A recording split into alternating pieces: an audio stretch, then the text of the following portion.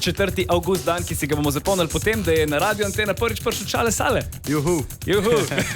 Vzeli ste mi dolžnost.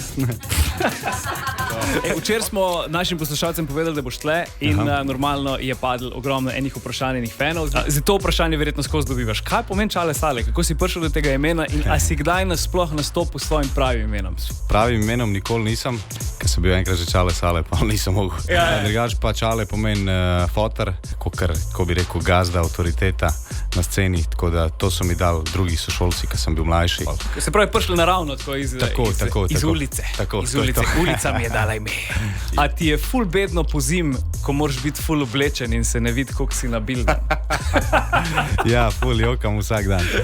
Ne, itak da ne.